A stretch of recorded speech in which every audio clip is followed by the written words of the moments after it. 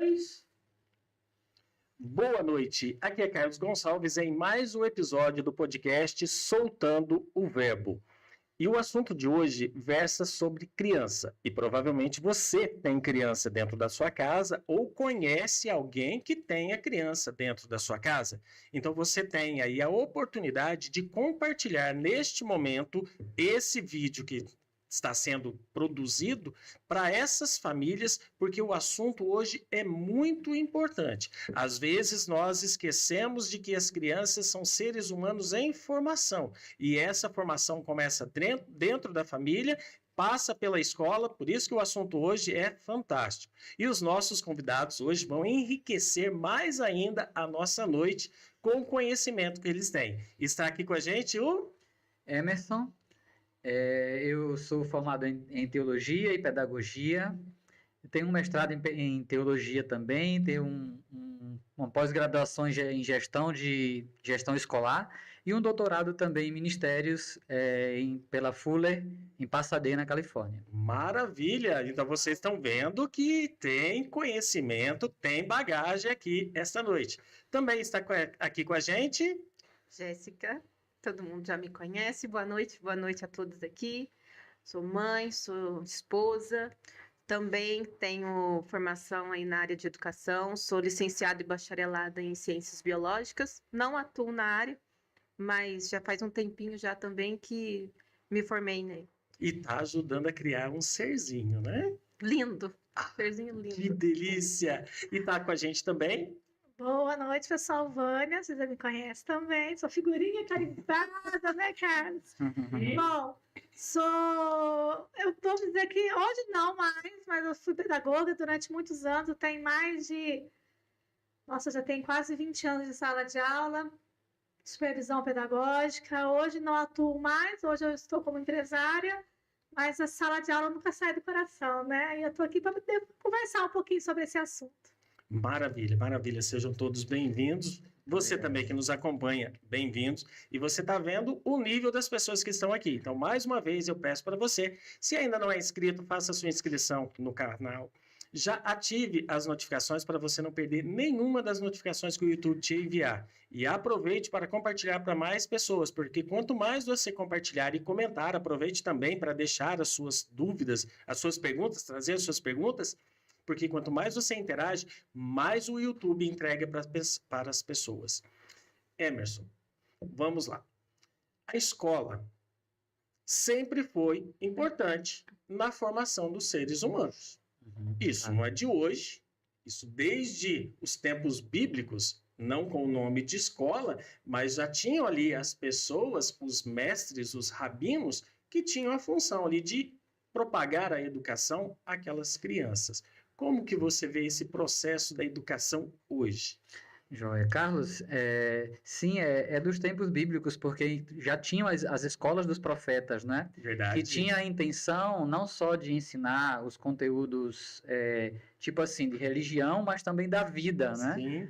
Então, a escola sempre fez parte, por muitos séculos, milênios atrás, né, da vida das famílias. Então, a escola é algo bacana, que é uma parceira da família na construção da educação e do caráter das crianças, né? Maravilha. E, Jéssica, você que tem um serzinho lá que não está em formação, só que agora fora do útero, não é verdade? Sim. Está formando ali o caráter. É importante identificar a escola onde se colocam os seus filhos para serem estudar? Com certeza. Principalmente o que essa escola ensina para os seus filhos. Porque às vezes não está muito de acordo com aquilo que você crê, com os seus valores, seus princípios. Então você tem que pensar muito bem que escola você vai colocar o seu filho. É muito importante. Lembrando que a escola não é o lugar de ensinar a educação para os seus filhos. Isso é coisa do pai com a mãe. Mas é um lugar onde ele vai aprender e ter conhecimento. É uma das coisas que a gente até conversa, né? Porque, infelizmente, por conta de ter Secretaria Municipal de Educação, Secretaria Estadual de Educação, às vezes gera essa também dúvida nas famílias, pensando que o filho vai ser educado na escola. Na verdade, ele vai ser instruído, ele vai ser ensinado na escola. É isso, Vânia? É bem isso, mas Infelizmente, não é a realidade, né? Os pais têm colocado a educação do filho dentro da escola. Algo que a gente não tem a obrigação, né? Vamos dizer, essa obrigação vem dos pais de casa, né? Mas até pegando um gancho um pouco que a Jéssica comentou sobre a gente saber onde colocar os filhos, né? Quando a gente decidiu, isso a Pâmela tinha 4 anos, que a gente decidiu colocar a Pâmela numa escola confissional, que a gente fala, né? O Emerson, que é o diretor dela, no Colégio Adventista, foi pensando nisso, porque ela tem os ensinamentos dentro de casa, na igreja, e assim, na escola também continua. Eu acho que a gente tem que pensar muito nisso daí, igual quando eu fui colocar a Pâmela lá atrás, ainda era o David, que era o diretor, ele falava assim, Wanda, você não está pagando uma mensalidade, você está fazendo um investimento no seu filho, um investimento não só na educação, mas nos princípios. E aquilo ali foi a mão no laço da gente muito forte. E com razão, né? Com razão, porque não tem jeito da gente experimentar com os nossos filhos, fazer dele um processo de experiência, né?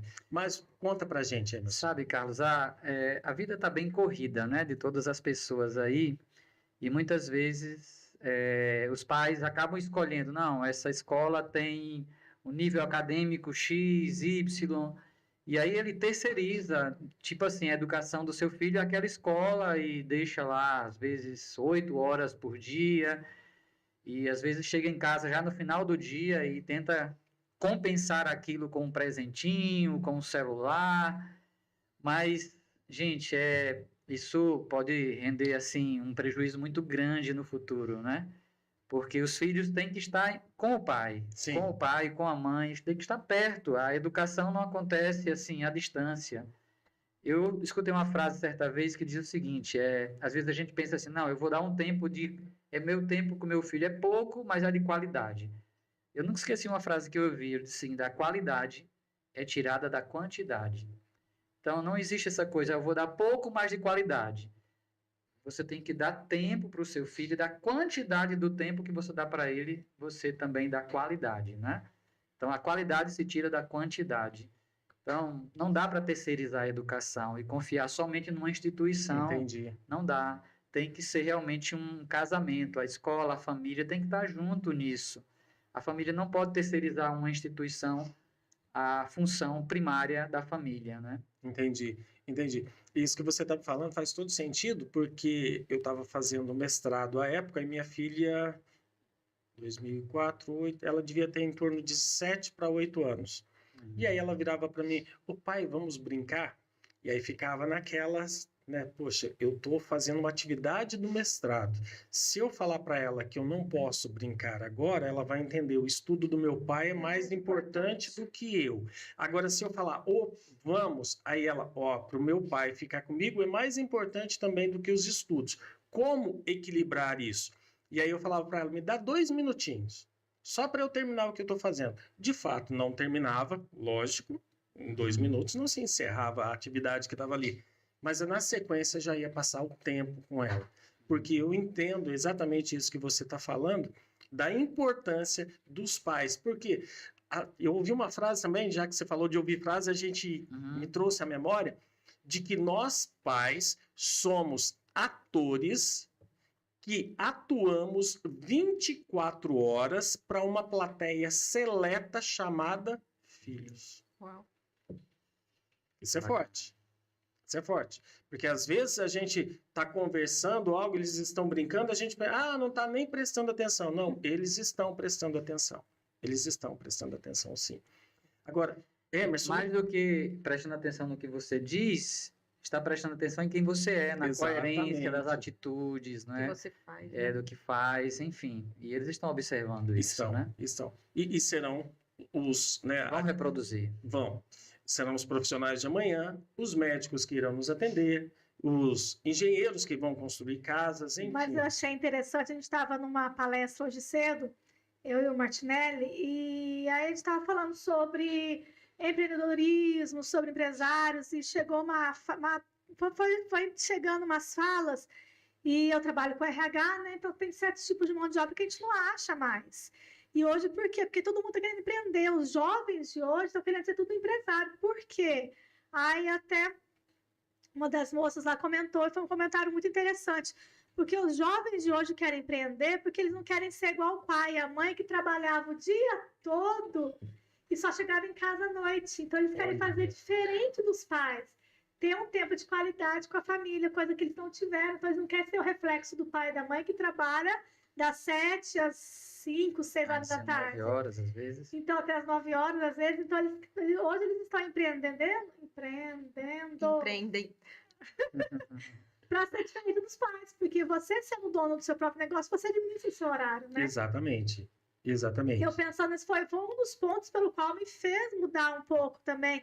Sair literalmente do meu nicho e entrar no outro nicho devido a isso, pensando na minha filha. Tinha dia que eu saía de manhã para trabalhar, trabalhava em 2 escolas. A escola a gente tem módulo, tinha 2 vezes na semana que eu ficava até as 8 horas da noite na escola. Quando eu saía de manhã, eu saía assim, pé ante pé, para não ver. Quando ela me acordava, ela falava assim, mamãe, não vai trabalhar hoje não. Gente, aquilo ali parecia que arrancava um pedaço de mim. Quando eu não ia trabalhar de manhã, porque ela tinha algum médico, uma situação, se ela acordava e me via, nossa, mamãe, hoje você não foi trabalhar. Aquela felicidade, eu pensei, gente, eu não posso mais continuar nesse ritmo, tem que parar um pouco. E isso que os pais não têm observado, né? Isso que eles não têm deixado, tendo tido tempo com as crianças. Tem crianças que na época que eu trabalhava na escola, na creche, o pai trabalha de manhã à tarde, vai até tarde da noite. Quando a criança chegava da creche, era o tempo de comer, tomar banho e dormir. Às vezes o pai ficava a semana inteira sem ver. A criança sem brincar, era só no final de semana. Como que pode uma coisa dessa? Pois é, pois é. E nós temos atores atuando na educação deles, né? Temos as telas, as TVs, os conteúdos. Infelizmente, a internet também propõe muitos conteúdos negativos e que vão desconstruindo, né, o caráter das crianças, vão colocando ali situações complicadas e quando nós estamos muito distantes deles, é difícil que a gente participe e intervenha, né? Então, é bastante importante que nós pensemos no tempo que estamos passando e dando para os nossos filhos, porque isso vai dar frutos, ou positivos ou negativos, né?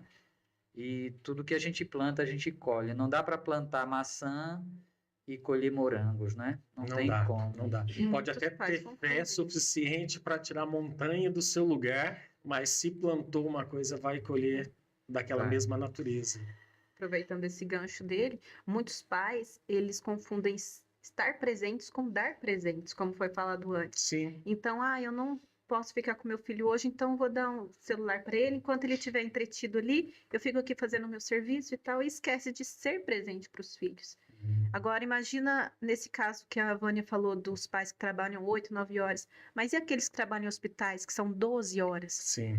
Então, fica um dia inteiro sem ver o filho nem um pouquinho. A criança cresce sem ter a referência de pai, sem ter referência de mãe, e depois se torna adultos que não sabem respeitar, que não sabem valorizar princípios de família. Não tem limites. Não tem limites, o que é pior. Então, chega na escola, o que ele faz? Ele joga a carteira no professor, ele desrespeita o professor, desrespeita os colegas, e se você vai falar alguma coisa, eu digo isso porque eu tive essa experiência dentro da escola, quando eu dei aula. Eles falam, mas você não é minha mãe.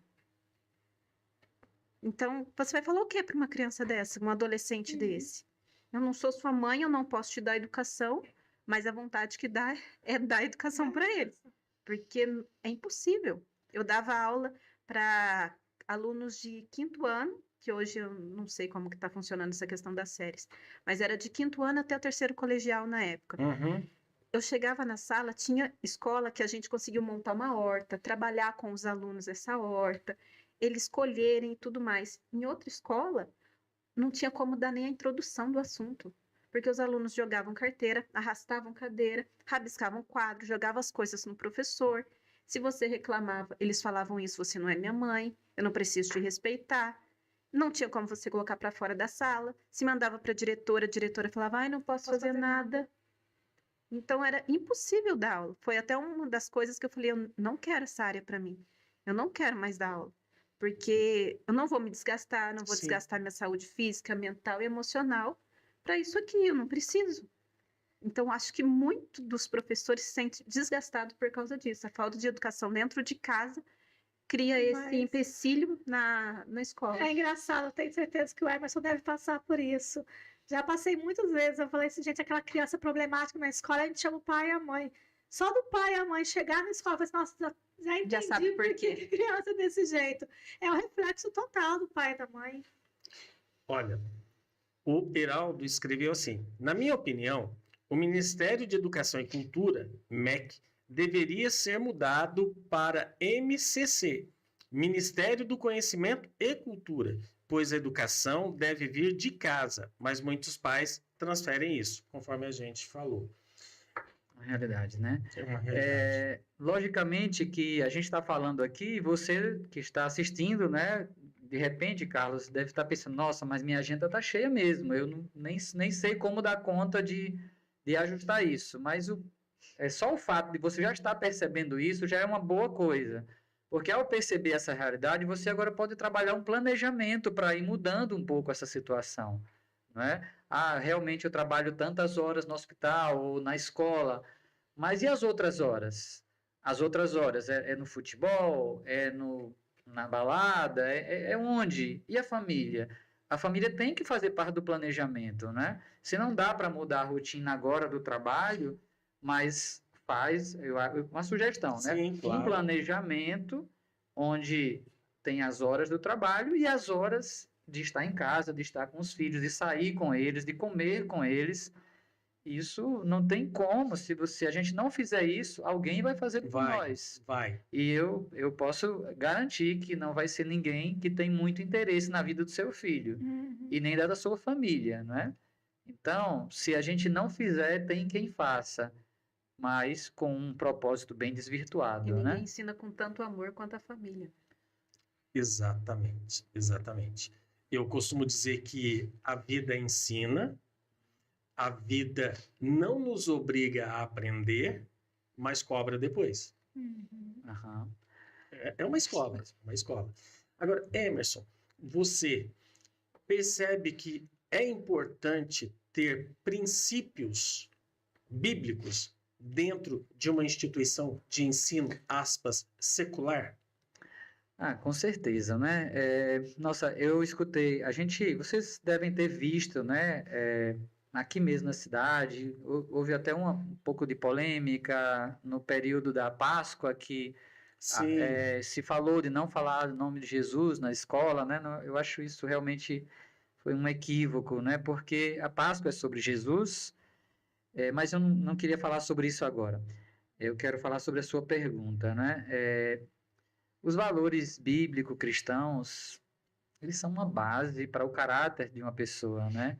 A pessoa que aprende a valorizar essas coisas, ela aprende a ser justa, a ser honesta, a ser equilibrada, temperante, coerente, entende? Porque é isso que a Bíblia ensina. A Bíblia ensina a criança e o adulto a ser uma pessoa assim, uma pessoa bondosa, uma pessoa que pensa no outro, não pensa só em si mesmo.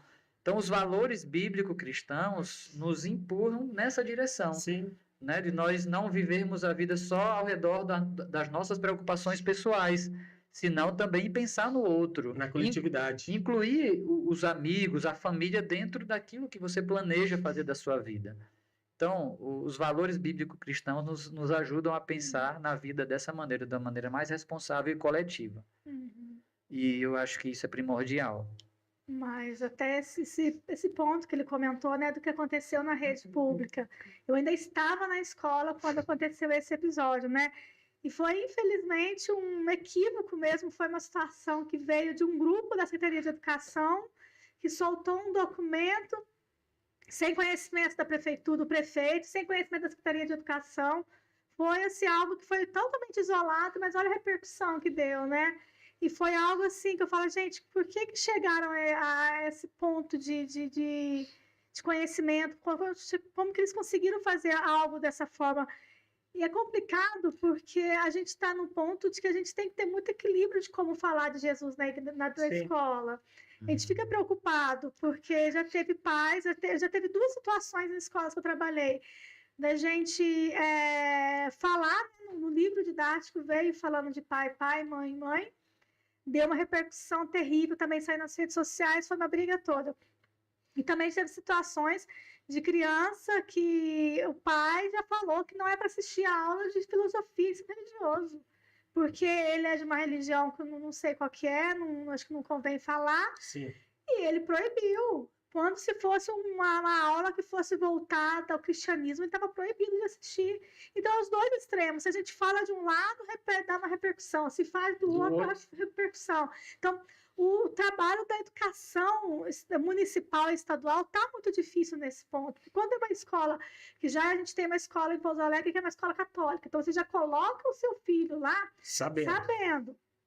A escola adventista é uma escola que tem ali os princípios cristãos, então você já coloca lá sabendo. Agora, a rede pública está muito difícil de trabalhar isso aí, porque dos dois, para qualquer lado que você puxar a corda, a bomba vai explodir. Eu imagino que para o profissional, né, da rede pública deve ser um desafio tremendo, né? E a gente entende essas coisas, essas polarizações, né? E não deve ser fácil lidar com essa situação, né? Mas eu realmente reafirmo que é muito importante que os valores bíblico-cristãos sejam vividos pelos professores, porque os professores, mais do que os livros didáticos, eles são... os alunos se espelham na vida do professor, né? Se ele é coerente, se ele é uma pessoa que não só fala de textos e tal, mas ele também vive os ensinos que ele apresenta, isso vai criando referência para os alunos, né? Então, lá na escola, a gente busca sempre, na contratação, sempre buscar, né, o que é que o professor valoriza, porque a gente não pensa só em alguém que tenha só os conteúdos. Nós pensamos em alguém que valorize o ser, né, que valorize, que tenha uma vida que realmente represente aquilo que ele vai ali ensinar, ou mesmo viver ali com os alunos, né? E o engraçado é que a Bíblia, ela é tolhida, né? Ela é retirada do seio escolar, mas é incentivada depois dentro das penitenciárias. Sim. São coisas que não dá para a gente entender. Por que não apoiar no início da formação daquele ser antes de que chegue na situação extrema, para que não chegue nessa situação extrema? Mas antes de você falar sobre isso, Emerson, nós precisamos provocar a nossa amiga aqui, Vânia, para poder dar um recado aos nossos internautas. Então, vamos lá, vou virar para vocês. Quero falar um pouquinho, gente, da BM Vagas. Você que é um empresário, um empreendedor, tem aí desde um comércio pequeno a uma grande empresa, estamos aí para ajudá-los. A BM Vagas é uma empresa de recrutamento e seleção de pessoas. Trabalhamos aí de forma muito bacana com o sistema do RH 3.0, onde a gente pode localizar aonde estiver esse funcionário. Podemos ajudá-lo a procurar o melhor talento para a sua empresa. Então, se você está precisando, se você está cansado de buscar, de procurar e não achar, vem aqui com a gente que a gente vai fazer esse favor para você e vai te ajudar. Então, entre em contato com 99708-4443 e vamos lá, contrata a IBM Vagas. Muito obrigado, Vânia. Você fala bonitinho, parabéns. Mas e aí, sobre isso que a gente estava falando, de que há assim, um certo bloqueio para falar de Bíblia dentro das escolas públicas, porque aquelas que são particulares, elas têm condições de optar por sim ou não. Por um currículo ou outro, né? E depois se incentiva a leitura dentro das penitenciárias.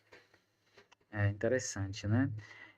Há bastante preconceito, né? Assim, como que um medo do proselitismo religioso, né? Também, que isso é justo, é justificável nessa preocupação.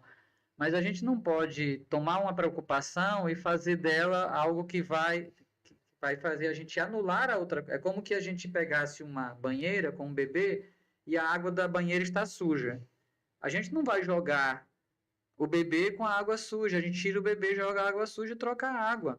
Então, se já houve alguma situação em que a religiosidade criou uma certa complicação para o ensino, isso não representa a Bíblia como um todo. Exato. Entendeu? Então, a Bíblia propõe conteúdos extremamente equilibrados e úteis para a vida. As maiores universidades do mundo foram fundadas por pessoas de valores bíblico-cristãos, universidades super reconhecidas no mundo inteiro. Então, a Bíblia nunca foi contra o crescimento acadêmico. Pelo contrário, sempre foi o grande incentivador da perfeição acadêmica, da busca por excelência acadêmica, né? Então, longe de ser um bloqueio para o desenvolvimento acadêmico, os valores bíblico-cristãos são um incentivo à busca da não diria perfeição, da Da excelência. excelência acadêmica. Então, eu acho que muito dessa coisa de querer tirar a Bíblia de cena é um preconceito irrazoável, assim, um pouco por falta de um pouco de conhecimento do que ela propõe de verdade, entendeu? Eu penso nessa direção. Eu acredito que essa é a palavra que você falou, por falta de conhecimento.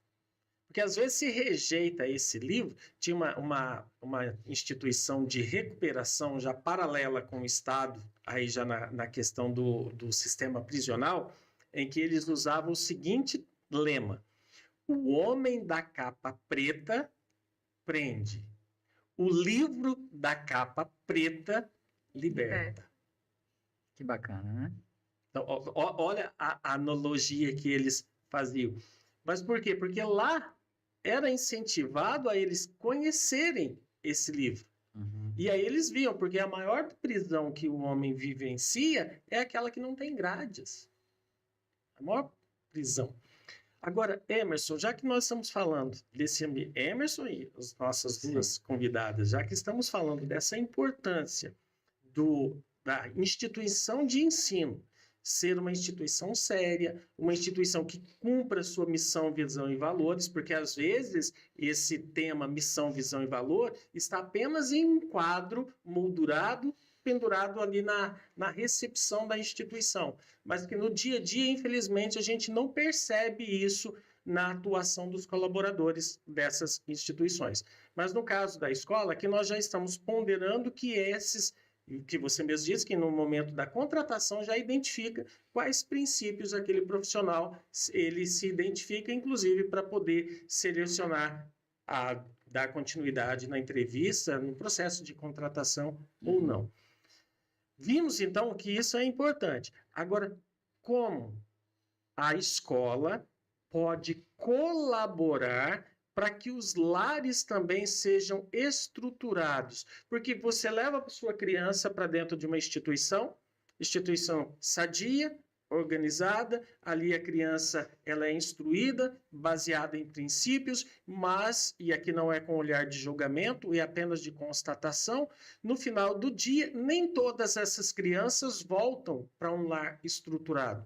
Como que a escola poderia auxiliar, se é que é função da escola, enfim, Emerson, como que poderíamos fazer para melhorar esse cenário da criança fora da escola?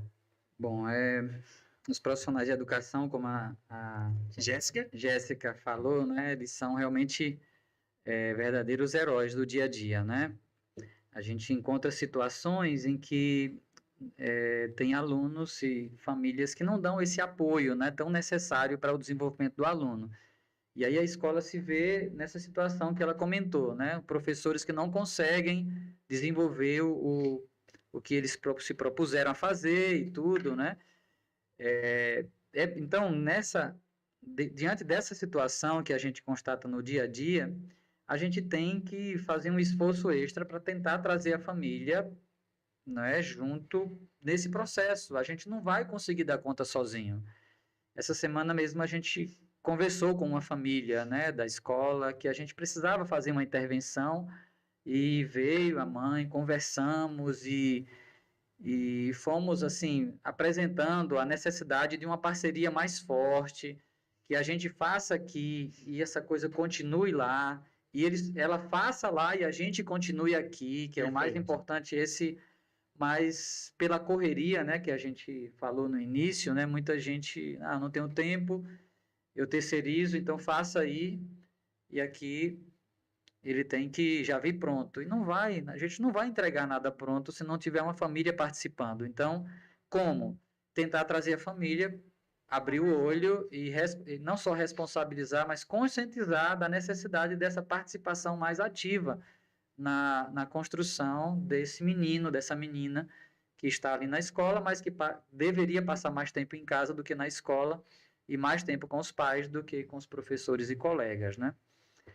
Então, a gente tenta fazer isso, tentar trazer a família. Se a gente percebe a família meio distante, a gente provoca situações, olha, a gente precisa reunir, a gente precisa conversar, e a gente tem trazido as famílias, os pais na nossa escola para conversar, apresentar as situações, não para constatar se o filho está atuando assim, assim, assado, mas para apresentar a realidade e dizer, vamos trabalhar juntos, porque a gente não dá conta de fazer isso aqui sozinho, e nem você, nem a senhora, o senhor sozinho, vamos trabalhar juntos.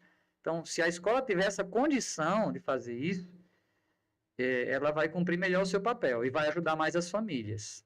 Eu acredito que por aí. Ô, Emerson, Uma eu única gostaria coisa, de né? perguntar se, assim, por exemplo, na questão da escola cristã, tem algum programa que seja voltado para a família fazer dentro da escola junto com os filhos, para que eles possam ter esse tempo de qualidade ali? Que às vezes em casa não tem, mas teria algum programa na escola onde as famílias e os filhos possam estar envolvidos juntos?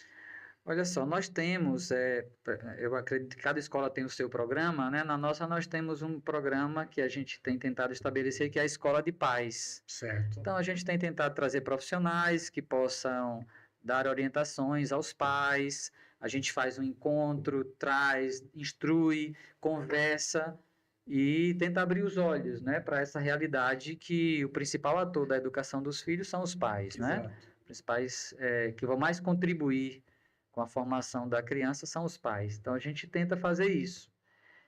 Não está fácil, porque na agenda dos pais está difícil colocar mais um evento, mais um encontro, né? Mas se a gente conseguir provocar essa, que coisa que eu poderia dizer, essa preocupação, o que vai gerar um planejamento para solucionar, eu acho que a gente pode dar um pequeno start ali para esse início, né? Então, a escola de paz é algo bacana, Tá. Olha, se eu pronunciar seu nome errado, já estou pedindo desculpas, tá? Kaminsky Cholodevsky. Não sei se é essa a pronúncia correta. Se for errado, já estou lhe pedindo desculpas, por gentileza. Ela disse assim, olha, educação é a base de cada nação. Se a escola privada for de alguma religião, a sua metodologia deve ser difundida. Já a escola pública, ela deve ser laico em seu processo pedagógico. Mas até esse processo laico da escola pública, é tudo essas mudanças que tem no Ministério da Educação, né? A BNCC, ela foi muito mudada, ela foi muito renovada. A cada tempo que passa são projetos novos que eles vão colocando no BNCC.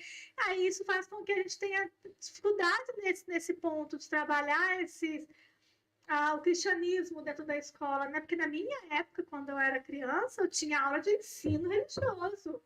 E era o ensino religioso, parecia igual a gente tem a catequese na igreja católica, a escola dominical na igreja evangélica. Era algo voltado realmente para o ensino religioso. Mas com a reforma da BNCC, mudou tudo isso, caiu tudo isso. Nem todas as pessoas sabem o que é BNCC. Dentre essas pessoas, eu. A BNCC é um documento, é a Base Nacional Comum Curricular da Educação. A gente fala que é a Bíblia da Educação.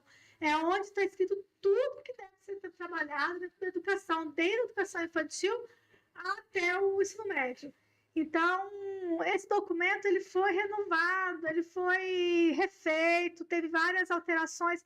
E com essas alterações foi mudada essa parte do ensino. Tanto que tirou o ensino religioso e entrou a filosofia no lugar. Já não tem mais ensino religioso no ensino municipal, nem estadual. É a filosofia. Trabalhar princípios, trabalhar visão, trabalhar a reflexão, não mais o ensino religioso. Isso que você falou me fez lembrar da minha época de escola, que a gente chegava na escola, era obrigada todo mundo fazer fila no pátio, cantar o hino nacional, depois tinha um Pai Nosso, para depois todo mundo ir para a sala. Hoje eu acho que não tem isso mais. É aquela tentativa, né, de tirar Deus da história, né? Todas as escolas somos obrigadas, e que bom que somos, né, a seguir todos os parâmetros da BNCC, e logicamente são bacanas, são fundamentais, mas não precisamos, é aquilo que eu falei, a gente não precisa jogar a água e o bebê juntos. Exato. A gente pode tirar a água suja, trocar a água e salvar o bebê, né?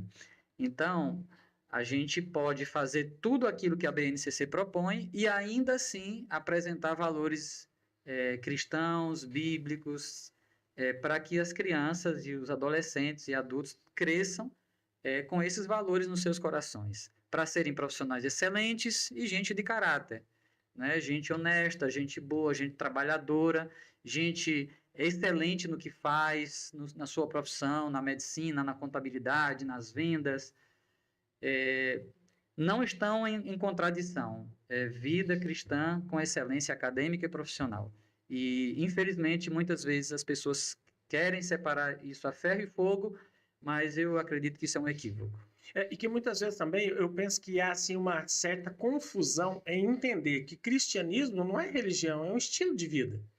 Sim. Porque toda religião, que vem lá do latim religare, que seria ligar novamente à divindade, mas a gente vê que quando isso é levado a ferro e fogo, conforme você mesmo disse, isso deixa de ser um estilo de vida e passa a ser uma religiosidade. E aquela santidade que afasta as pessoas não é uma santidade, é uma religiosidade. Se nós pegarmos o exemplo de Cristo, a santidade dele atraía as pessoas. E ainda que se nós deixássemos de lado o entendimento de que a Bíblia é a palavra de Deus, mas se pensarmos humanamente nas instruções e ensinos ali contidos, isso é para uma sociedade mais justa, igualitária, fraternal. Então, não vejo nenhum problema em relação a isso. Só que as pessoas, igual você mesmo disse, elas deixam de lado, elas afastam com medo de uma doutrinação nos seus filhos. E deixam de prestar atenção, e claro, nem todo que está dentro, nem todas as pessoas que estão dentro de uma igreja são exemplo, infelizmente, porque assim como tem bom professor, tem um professor não tão bom, assim como tem um bom motorista, tem um motorista não tão bom, e assim como tem o bom, aspas, religioso, tem um religioso não tão bom, assim também. O que você pensa, Vânia? É um ponto complicado de analisar, né? Porque, igual a gente conversou, como a gente falou, né? Tudo depende do ponto de vista do outro lado. O que a gente faz aqui depende muito do como é recebido do outro lado, né? Fico perdida um pouco para te falar exatamente esse ponto. Maravilha. Olha, o Kaminsky, ele disse assim, BNCC é um regulatório, mas pode inovar o currículo com o intuito de difundir valores, princípios... Excelente. Etc. Fantástico o que ele falou. É isso mesmo.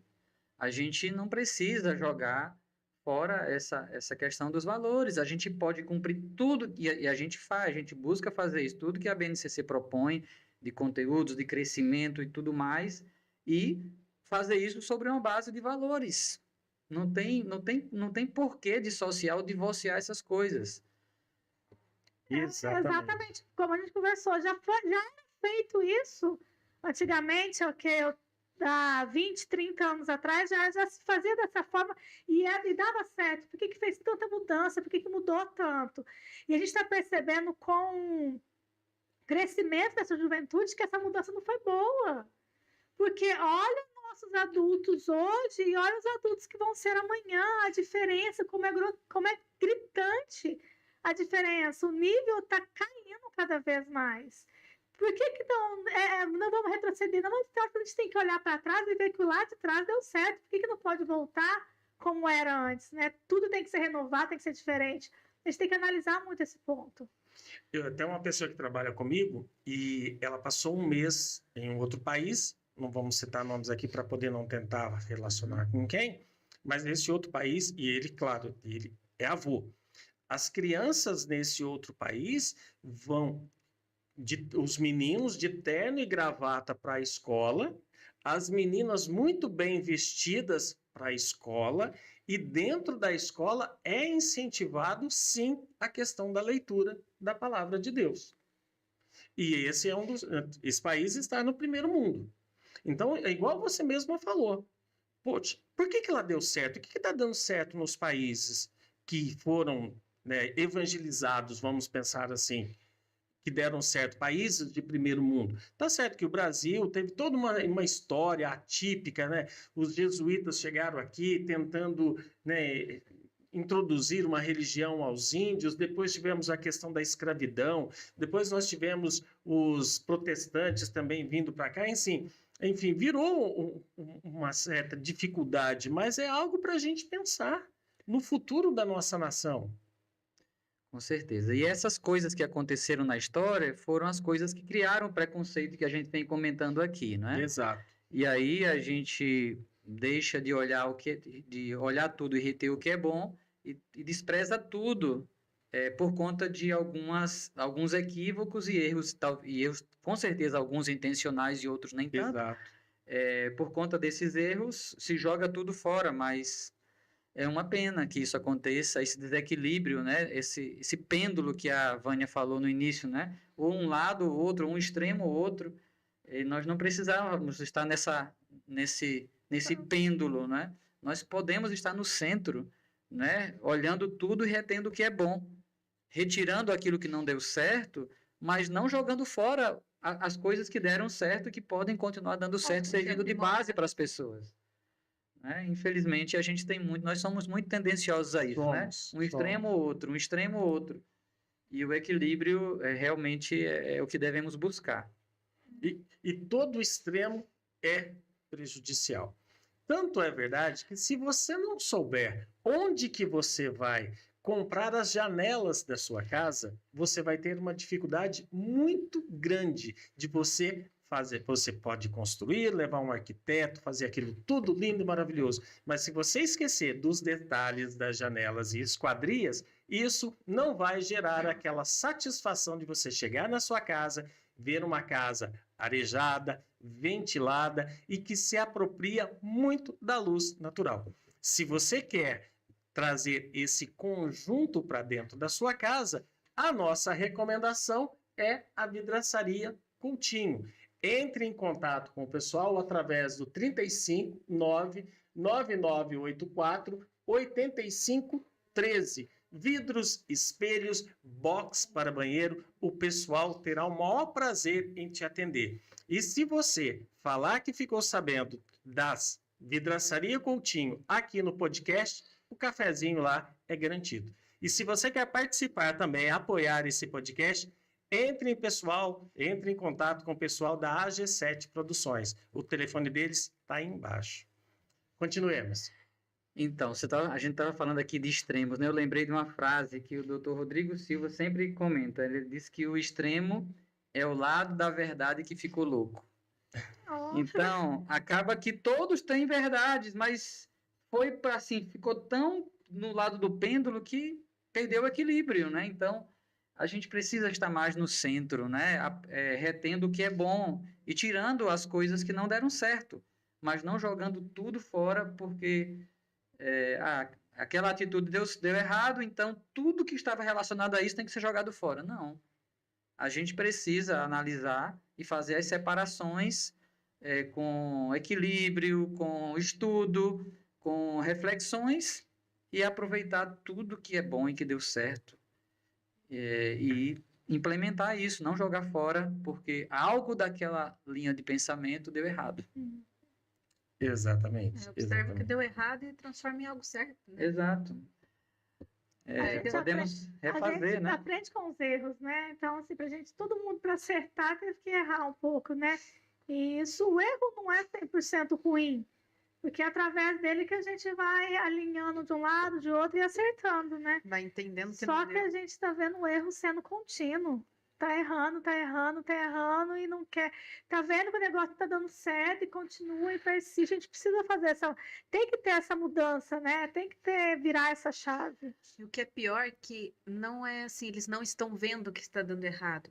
Muita gente está falando, não tá dando certo, mas parece que eles estão de olhos fechados para o que tá dando errado. Não querem mexer no que tá dando errado. Ou talvez um interesse por trás disso.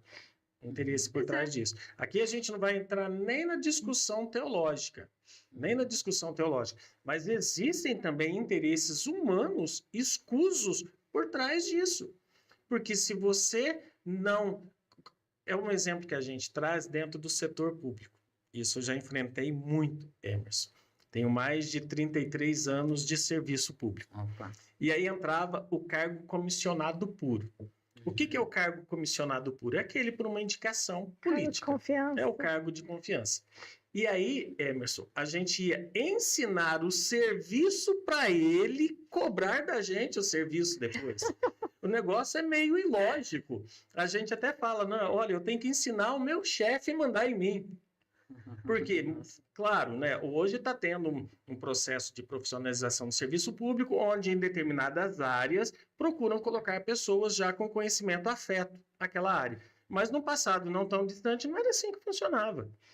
Então, era um negócio meio doido. Pela lógica, seria mais fácil te subir de cargo para que aquela outra pessoa ocupasse o cargo que você estava antes, né? Exatamente. Agora, trazendo para essa discussão que a gente está, muitas vezes pode haver também assim, uma certa resistência, porque se eu entregar o saber, o conhecimento para um povo, esse povo vai se tornar mais observador, mais pensante, Vai pensar fora da caixa. pensar fora da caixa, e na hora das urnas, isso pode refletir num sentido contrário ao que eu queria.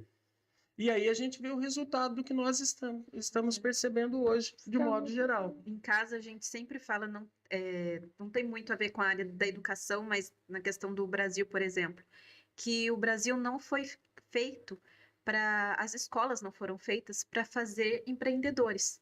Elas foram feitas para fazer chão de fábrica. Eles não te fazem estudar finanças na escola, eles não te dão um preparo para que quando você chegue na vida adulta, você fale, nossa, eu quero abrir meu próprio negócio. Eles não fazem isso, eles fazem você pensar que trabalhar para uma outra pessoa, ter uma vida estável, é melhor do que você abrir seu próprio negócio. Então, eles não querem que você pense, eles não querem que você empreenda, eles não querem que você faça nada do tipo, eles querem que você viva em função do governo, que você dependa totalmente do governo. Mas é triste essa realidade, porque eu sou dos dois extremos, né? Sempre trabalhei na rede pública e tenho uma filha na rede privada, né? Tem gente que fala assim, mas distancia tanto uma coisa da outra. A gente vê, por exemplo, em faculdades federais, quem entra muito é mais o pessoal da rede privada. Mas por quê? Porque essa privada, certa educação é da rede pública, porque a rede particular não tem isso. A rede particular trabalha, ele faz com que ensina ele a ser empreendedor. Sim. Ou se não é para ser empreendedor, tem que ser o chefe, então, ali do setor dele. E olha só, a escola pública tem condições de fazer uma coisa dessa.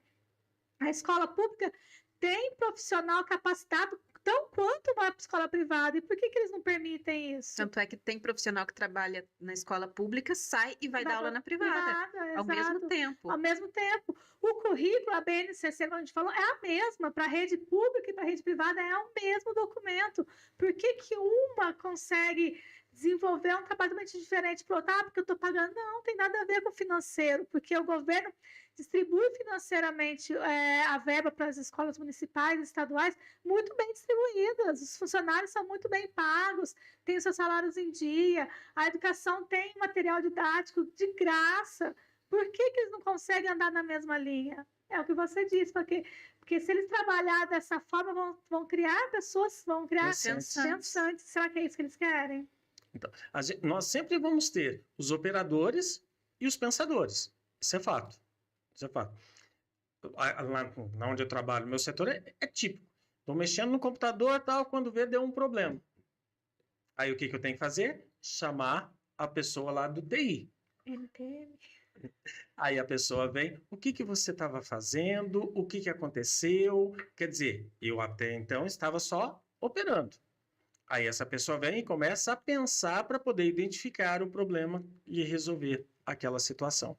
E, infelizmente, nós vamos ter a maioria avassaladora operadores. Por quê? Pensar dói. Pensar consome energia. Pensar desgasta.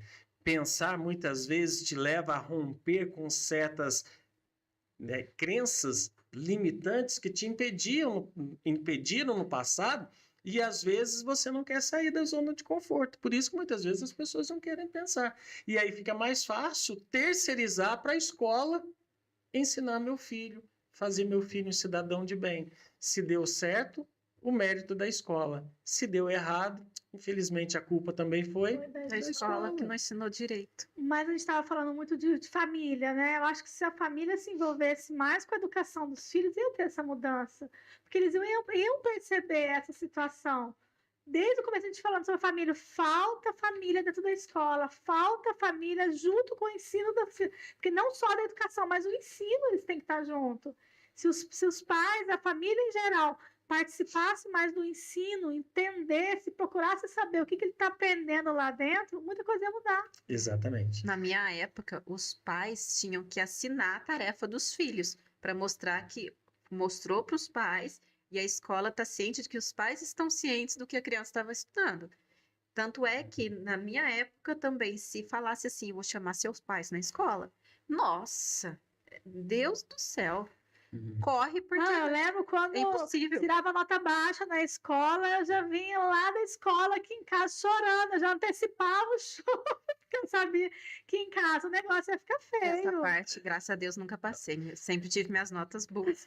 Olha, vocês veem que o assunto dá pano para manga. Mas estamos finalizando. Fala uma coisa para mim, Emerson. Um livro. A Bíblia. Maravilha. Jéssica, uma cor favorita. Azul, Por quê? céu.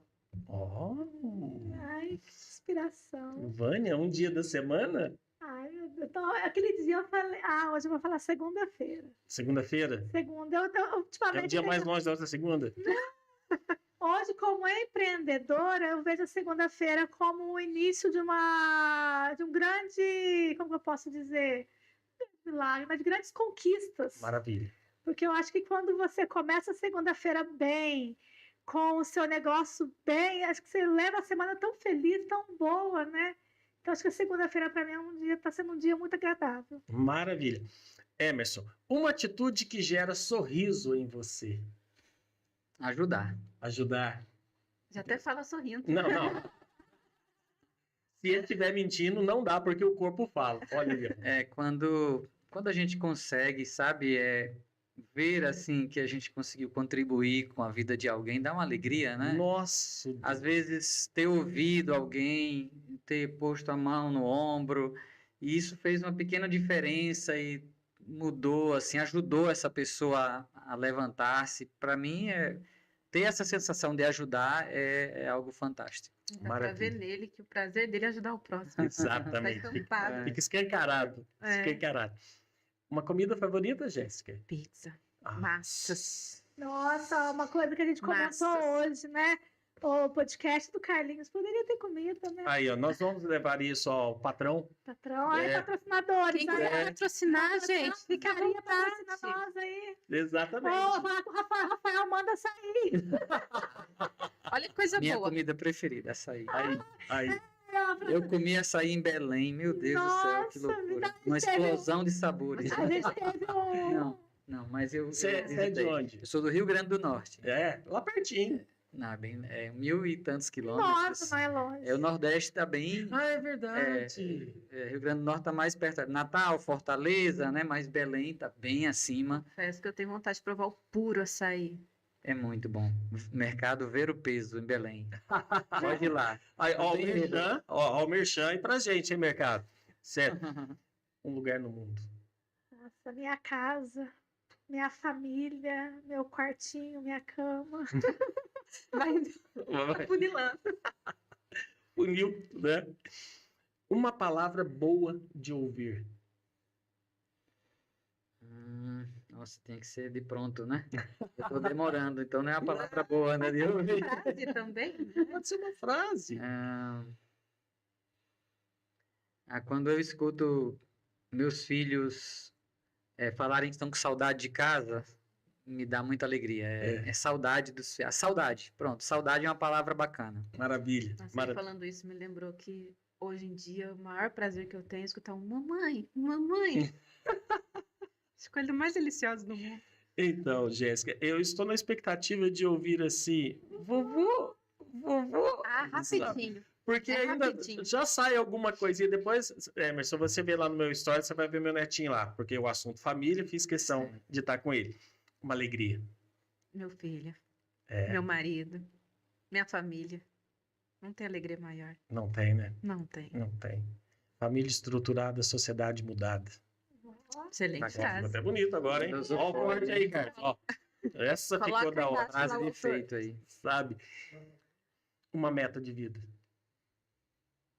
Nossa, minha meta maior é ver a minha filha grande, um adulto responsável, um adulto consciente. Eu quero chegar a esse ponto de enxergar isso na minha filha e adulta nesse ponto.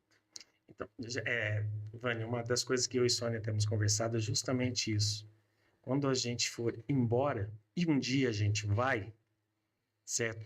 Que a gente possa ter o sentimento de ter contribuído para a sociedade com 2 pessoas, assim, sabe, idôneas. E agora a responsabilidade, porque aí começa a vir os agregados, né? Porque aí tem a sogra, É. né? Tem tem a sogra, O tem a genro, a nora, nora, e por aí tem vai. o netinho. Mas isso que falou me lembrou de um livro muito bom que chama Como Flechas, do Luciano Subirá, pastor Luciano Subirá. Excelente livro para os pais. Maravilha. Aí, ó, Excelente. indicação, Bacana. indicação. Certo? Emerson, deixa uma mensagem final para o pessoal. Se quiser deixar o endereço da escola, o telefone de contato, enfim, fique à vontade. Ah, não, eu prefiro nem fazer assim, tipo, propaganda e tal. Ainda que realmente a nossa escola é interessante, é bacana, a gente procura lá amar as crianças e apresentar o conhecimento para eles e o amor de Deus. É bacana a nossa escola, mas fora isso, eu queria dizer para as famílias, né, que esse era o propósito do encontro, né, que nós precisamos participar mais da vida dos filhos, precisamos estar mais com eles, menos coisas e mais pessoa, né? Ótimo. Eu diria isso, e participar mais. É da quantidade do tempo que a gente tira a qualidade do tempo. É não pensar, vou dar pouco, mas vou dar de qualidade. Não, dê bastante tempo e do tempo de quantidade você vai tirar o tempo de qualidade. E com certeza você vai colher grandes frutos em todas as áreas, até na área financeira também. Exato. É Exatamente. isso. Jéssica, recado para quem está Entrando nos nessa assistindo. linha que ele falou, aproveite cada segundo junto com a família, porque passa muito rápido. O tempo passa muito rápido. Eu falo que depois que a gente tem filho, o filho é a personificação do tempo. Você vê passar assim, um piscar de olhos. Muito Ontem rápido. mesmo eu estava com ele no colo, agora tá correndo e gritando para todo lado. Então, Ele não tem nem 2 anos. Jéssica, hoje de manhã eu estava com meu filho no colo. Agora à tarde eu estava com o filho dele no meu colo. O tempo passou rápido, hein, Carlos? E A ainda gente nem lembra vê, dele, hein? né? Então, Lembra quando nasceu ainda. Vânia, Puxando o gancho dos dois, né, a importância da família. Eu nasci num lar extremamente estruturado, né? Pai, mãe, tudo mais, mas o meu pai trabalhava demais. Meu pai, ele mudou para Minas, meu pai servidor público, trabalhava muito, estava na época do crescimento dentro da fiscalização, então, assim, eu não tive pai. Quando eu comecei a ter pai, com meus 11 anos de idade, ele morreu. Então, assim, aproveita enquanto você tem ali. Hoje eu não quero nem falar do pai com o filho, mas eu falo do filho com os pais. sim, Aproveita você, filho, que ainda tem seu pai, sua mãe, suga bastante, deixa ele falar, não deixa de abraçar, não deixa de beijar. A gente entende aquela frase, né? Você vai entender o que eu faço depois que você for pai e mãe. Hoje eu entendo muitas coisas da minha mãe, arrependo de muitas coisas que eu deixei de fazer, que eu fiz. Então, assim, você que é filho, aproveita mais seu pai e sua mãe, porque também o tempo deles passa rápido. A vida é um sopro. exatamente, exatamente. Honra teu pai e tua mãe para que se prolonguem os seus dias sobre a terra que o Senhor teu Deus te dá. E aqui foi mais um podcast Soltando o Verbo com Carlos Gonçalves. Tchau. Tchau. Tchau.